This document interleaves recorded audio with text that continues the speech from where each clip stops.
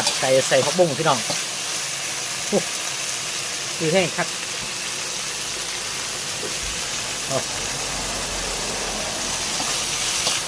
นี่เบิ่งเอาเด้อพี่น้องเด้อผัดไก่ใส่ผักบุ้งใส่ยังไง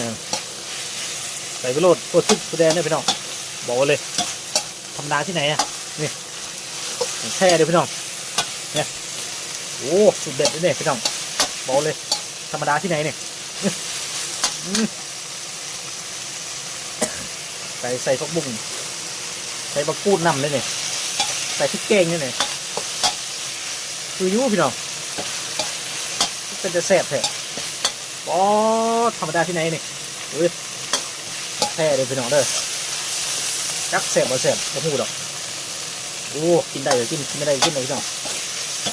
บังเอาด้วยเนี่ยป๋อธรรมดาที่ไหนเนี่ยแท้ด้วยเนี่ยพี่น้องโอ้เลยเนี่ยบังเอาโอ้มาเป็นตะแซ่บให้เนี่ยพี่น้องเด้อบอกเลยนี่แหละกับข้าวบ้านนะพี่น้องเด้อบอกเลยธรรมดาที่ไหน